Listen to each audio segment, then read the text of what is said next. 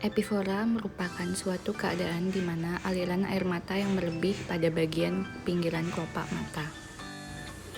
Epifora sendiri terjadi akibat adanya hipersekresi ataupun drainase yang tidak efektif maupun adanya obstruksi pada sistem lakrimasi.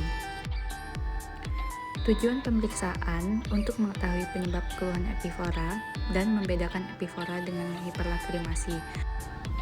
Dan juga kita dapat mengetahui apakah pada pasien mengalami epifora akibat kelainan anatomi ataukah fungsional. Setelah penjelasan singkat tadi, yuk kita saksikan anamnesis dan pemeriksaan fisik pada pasien dengan keluhan epifora.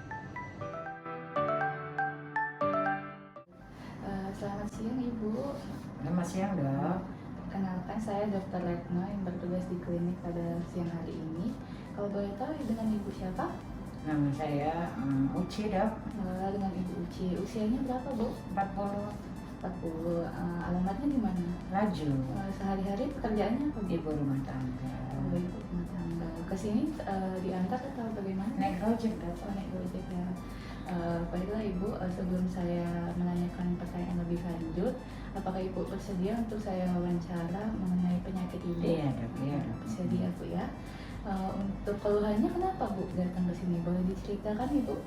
Gini Dok, udah mata saya ini loh Dok, berair terus itu loh, mengganggu banget rasanya. Oh, berair Bu ya. Itu sudah sejak kapan Ibu? Seminggu atau lebih lah, kira-kira udah 10 harian Dok. Udah 10 harian. Nah, itu keluhannya di sebelah mana Bu matanya? Dua-duanya Oh, Dok. dua-duanya. Itu keluhannya itu sepanjang hari atau ada waktunya aja Bu, kayak waktu siang, pagi gitu? Kadang-kadang ada aja Dok, nggak sepanjang hari nggak, kadang malam, kadang sedang masak gitu loh. Oh, sedang masak gitu Bu ya. Dipengaruhi oleh kayak aktivitas gitu nggak Bu? Enggak juga sih Dok. Enggak juga Bu ya. Kayaknya suka-suka dia aja Dok. Terus Bu ya. Untuk tadi kan berair Bu ya. Itu keluar yang lain nggak, kayak ada belek, ada darah gitu? Enggak Dok, enggak ada yang ya, cuma air aja. Tapi memang rasanya ada berak, tapi saya ngaca nggak ada beraknya, itu cuma air aja. Itu Bu ya. Ini pertama kali atau udah pernah Bu? Pertama Dok. Pertama kali. Sebelumnya kayak ada infeksi di apa Ibu, batuk pilek gitu, ada di sini sakit-sakit gitu? Enggak ada. Enggak Bu ya. Ibu pernah ini nggak ada operasi gitu atau pernah jatuh jadi harus dioperasi di mukanya? Enggak pernah Dok. Enggak ada Bu ya. Lagi konsumsi obat-obatan tertentu nggak Bu? Enggak ada. Enggak Bu ya. Ada alergi obat atau makanan? Enggak ada sama sekali. Enggak ada Bu ya. Untuk keluhan lain kayak matanya merah, mengganjal gitu? Enggak ada Bu ya.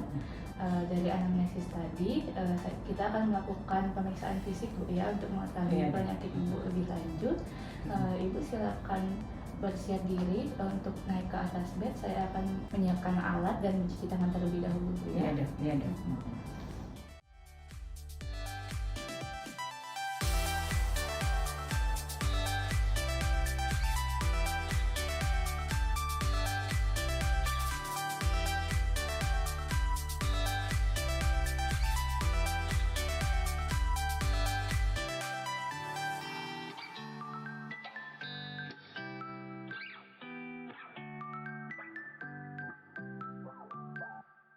Setelah kita mencuci tangan dan memakai handscoon, kita persiapkan diri dan pasien.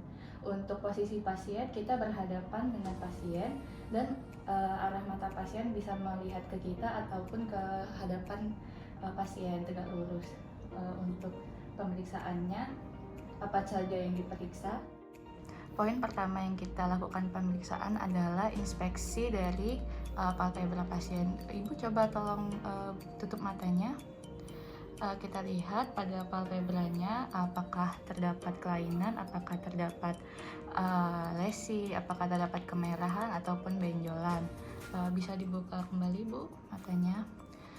Kita juga menilai dari visura palpebranya apakah simetris, untuk tingginya apakah sama, dan juga kita menilai arah margo palpebranya sesuai normal atau tidak. Kita nilai juga pada pasien apakah terdapat malposisi palpebra seperti entropion dan eksotropion. Pada pasien tidak terdapat kelainan. Kita lihat juga apakah terdapat lagophthalmus atau kelemahan pada otot orbicularis. Setelah itu kita lihat dari bulu matanya. Untuk bulu matanya apakah ada kotoran, apakah ada sekret yang menumpuk, apakah ada parasit yang terlihat. Setelah itu kita lihat untuk arah pertumbuhannya baik ya. Tidak ada trichiasis atau perkembangan bulu mata yang ke dalam. Selanjutnya kita nilai dari kelenjar lakrimalisnya. Ibu tolong tutup matanya.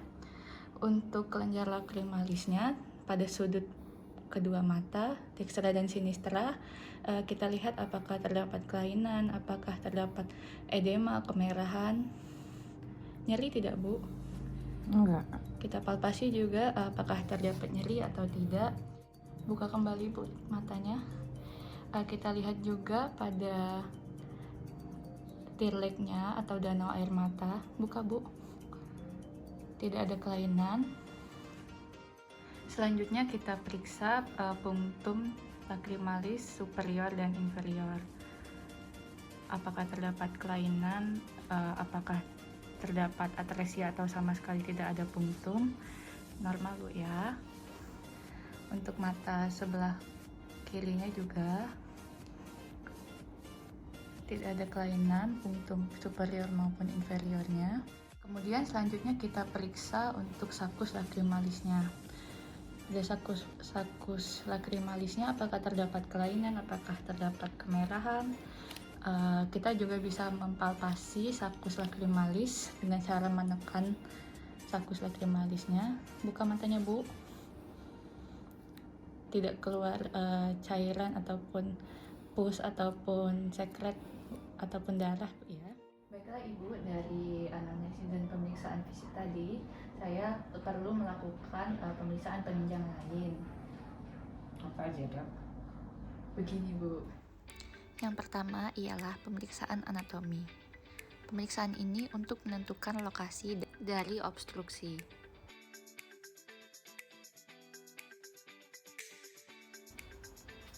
Yang kedua ialah pemeriksaan fungsional. Pemeriksaan ini untuk menilai fungsi dan aparatus lacrimalis.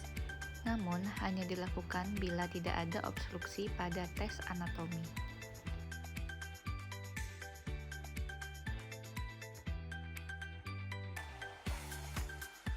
Sekian video penjelasan singkat dari saya, semoga bermanfaat.